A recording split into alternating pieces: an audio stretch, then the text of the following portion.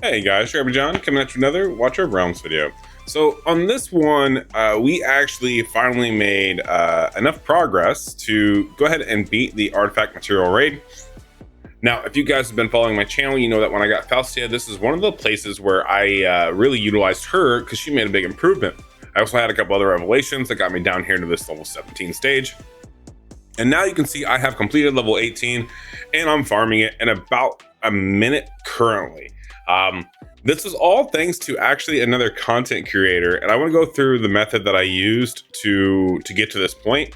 And maybe that way it'll help you guys as well if you were struggling, because I thought it was a little silly personally until I tried it, and it's like, oh wait, this works out pretty nicely. So let's go ahead, let's dive into it, let's talk about it, and hopefully this will help you on your artifact material raid journey as well. After realizing this and seeing how much extra damage I get from it, stage 18, not nearly as hard as I thought it was going to be.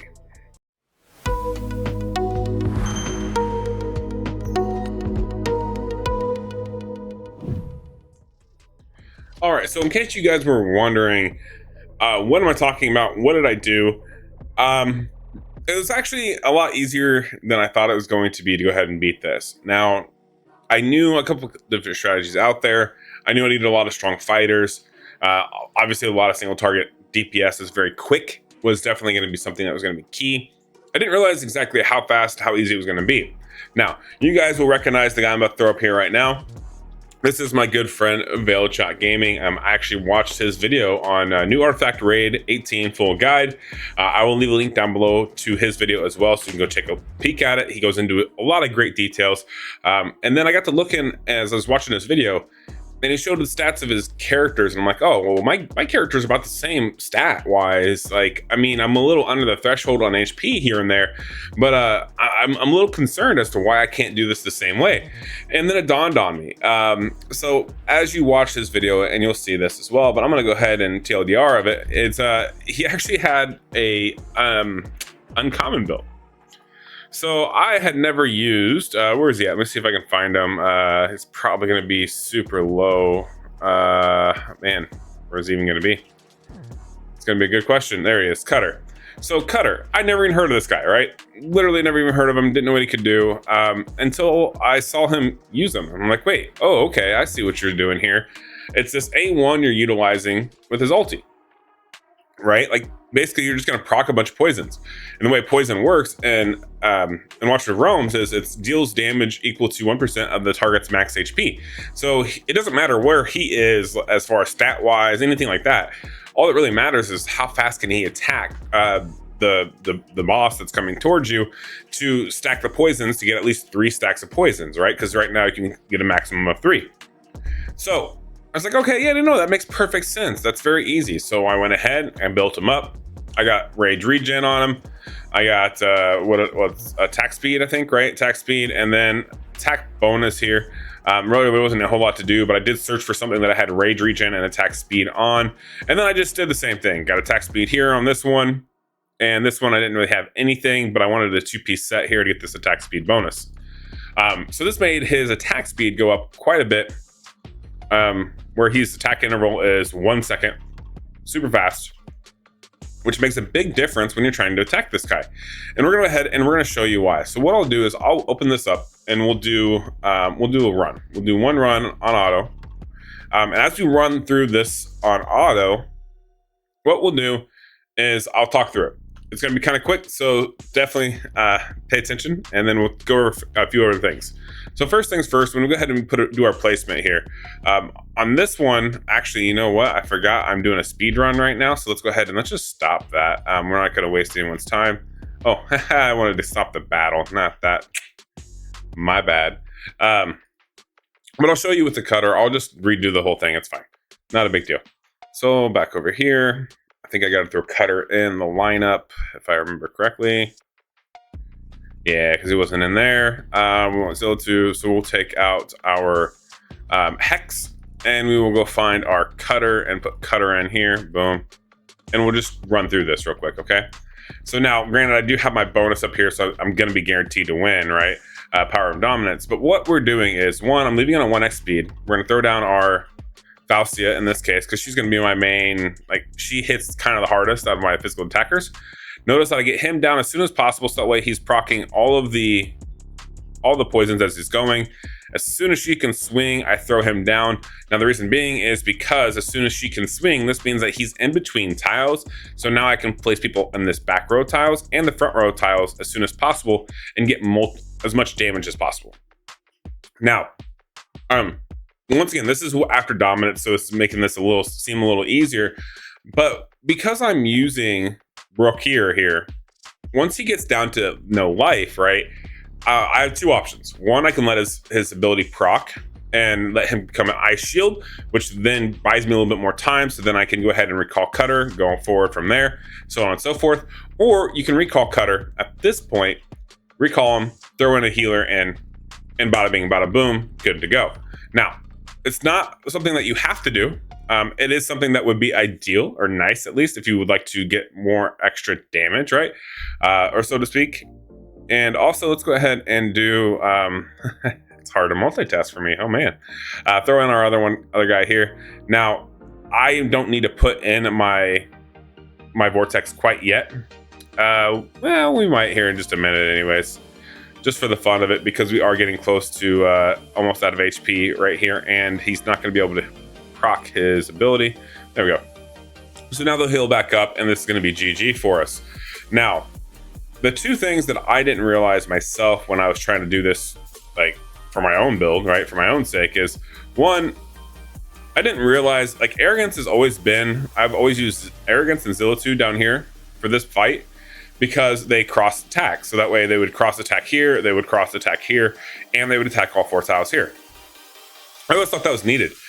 But it really isn't. It's actually just a big deal of, like, mainly you just want to make sure that you're putting someone in the top right and left there that can really do the damage, right? So when we go to the map here, when these two spawn, once they spawn, if they touch, they merge together, and then it's game over. You're not killing them. Doesn't matter. I mean, I shouldn't say it doesn't matter how good your DPS is. If you got godlike DPS, it doesn't really matter. But you're not gonna, like, these guys hurt. So you want to make sure you put someone strong here. Now, if you have arrogance and zealitude, or if you have, like, Valkyrie, if you place them and you face them this direction, they have just enough range to attack a little bit before the characters come over here. So what this means is you can then have your fighters in the bottom row. That was the step that I was kind of missing, as well as the cutter step, that made it hard for me to complete this. Now, if you are someone out there who is trying to complete this on your own, you may take that into consideration. You may be using your Valkyrie and placing him over here and overlapping Valkyrie to face this direction, so that way she's doing AoE damage while she's doing attacks here, right? That way, because in your mind you may be thinking, oh, I want to go ahead and kill the ads that are coming towards us as quickly as possible, so I want things to overlap and yada yada yada. Well, you don't really want to do that, because you want to make sure that they are focusing primarily on the main boss, because as soon as he's dead, round done, right? So by putting arrogance in the top here, he can easily wipe these two out very quickly, very easily, without losing HP. That's the kicker. Same thing with Zealotoo, without losing HP and dying. Gotta have enough attack, right? So, like, even if you want to use a Wrath, or if you want to use some other fighter that you have in the lineup, if you want to use one of them, what do they recommend? What's the recommended lineups here? But yeah, let's say you want to use, like, any of these other guys, right? You don't have to necessarily use the same ones I did. But if you want to throw them in there, you can. Just make sure they have a lot of damage, so that way they can really mitigate and manage these corners, and then you can really bomb all these up. Now, you don't need to manage so much on this one, other than the simple fact that the boss is going to do a main hit, what is it called? Devastating Strike, I think.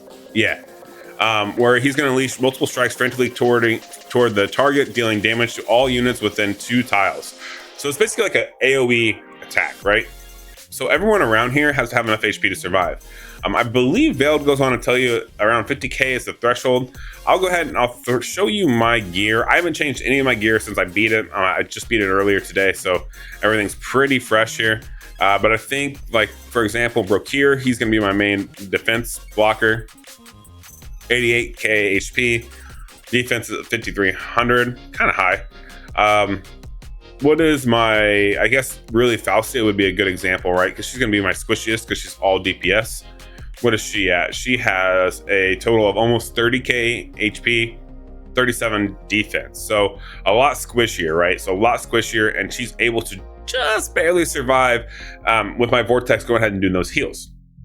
And that's all that matters. As long as you can squeak out just enough and not die, that's all you need. Now, I do highly recommend using Wrath because he basically, one, as the waves come into him, he destroys them, right? And also because of his ability, he'll heal himself, right? So once you get him maxed out here, max awakening down to here, when heavy blow is triggered, the hero restores HP equal to 30% of total damage dealt. He's constantly doing damage anyway, so he just keeps himself alive all day long. Very easy, very good self-sustain. So I would definitely recommend that you'd use Wrath in this lineup. Now, you can use any of the physical attackers. It really doesn't matter which ones you use. The biggest thing is just when you're going to do this battle, just pay attention to, okay, I have this set up here. This is going to be a temporary deal. You know what? Let's go ahead. Let's do a quick run without turning this on. So let's go ahead and disable it real quick so that way we can just show it. So we'll do this like we would when I did this the first time. Hopefully I don't mess this up. I am going to do it live. We'll see. We'll see how this goes. But yeah, so drop down cutter. Boom, done. Then we're going to go ahead, throw in our Falcia. We're going to be watching for that sword to drop. And I'm going to go ahead and keep my trigger on this, on Brokir here. So as soon as she attacks, right there, boom, down, it's going down. Now he's going to lose HP, like I was saying, guys. So notice he's losing HP. He's not getting any heals. He's losing a lot more HP than he was when I had my other tank or my other setup going. But also notice that we have almost 3 poisons on him pretty often, right? Now I did go ahead and throw down my Wrath here instead of getting ready to pull him out. The reason being is because Brokir himself has a lucky ability that once he basically dies, notice he turns into an ice there. And then I'm going to be able to essentially proc his ultimate as soon as he comes out of the ice shield.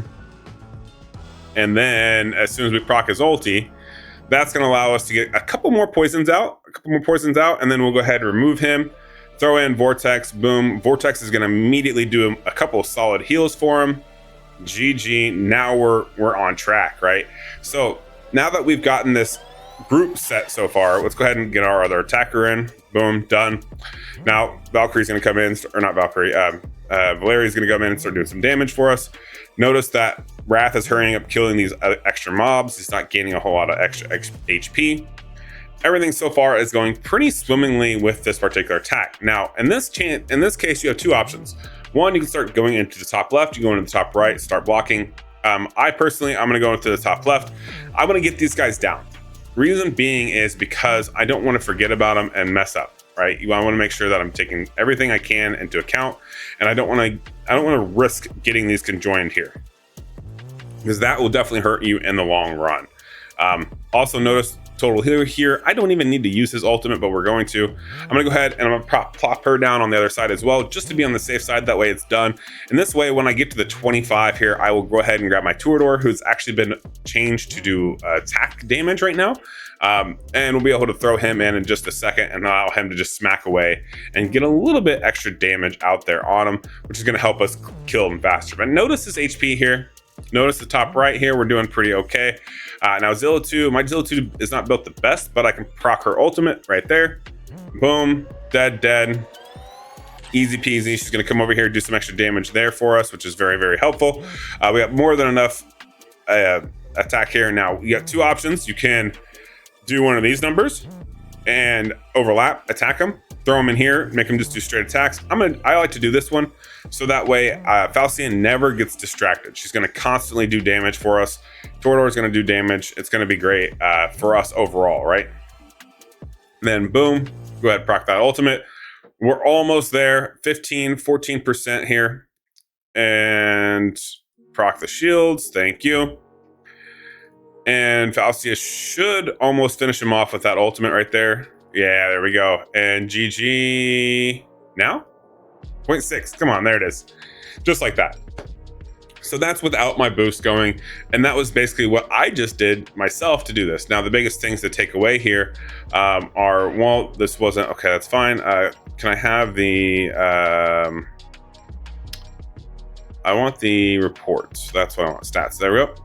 So like you can see here, Falcia did most of my damage for me, but notice the cutter. Look at cutter's damage. So Fauci did 5 million, Wrath did 3.2 because he definitely needed to do the most damage out there. But notice that Cutter did 1.2 million. This is from Poison. He is a uncommon hero, and yet he did so much damage for us. And then you got everyone else here. Now, Torador didn't really do anything, but notice the damage taken here, right? So you definitely want to make sure you have a very strong and very beefy tank when doing this, or else you're going to end in kind of a bad way, right? Good heals are definitely helpful. Always want to make sure you got good healers. But yeah, overall in general, guys, like this was the damage right here. This is what took him out and made it easy peasy. And I just want to thanks again to my good friend Veiled Shot for making his video explaining the Cutter situation, because I was doing the same type of tactic, only instead of using my Arrogance and my Zillitu, I was using my Torador and attack build and like a Valkyrie, and then I had them both facing down. So it's kind of doing the same tactic, just not with those two champions. And it just never dawned on me that, hey, you know, if you split this perfectly, it'll work really well, and you can do that damage. And then, so when I did try it and I would get almost there, I'd be like, I need like 10 more damage or 10% more. So had I started with Cutter, it would have dropped that HP down enough for me that I would have been able to win every time. As soon as I saw that video, I was like, oh, that would give me my extra 10% that I need. I'm gonna do that. As soon as I did it, easy peasy, GG. Now we're farming the last realm of the artifact material raid. And this is great for me because I was just getting to the point now where I'm like, hey, I gotta pivot. I gotta start farming these materials anyways because I don't have any good artifacts. So now I can go ahead and farm the best artifact stage raid out there and get ready to push higher into gear raid 2, 1, and 3, right? I'm almost to the point where we're gonna hit these 19s. A few more artifact upgrades, and I think I'm gonna be hitting these all day long. So hopefully this video helps you. If you did, make sure to like and subscribe, and I'll catch you guys in the next one. Peace.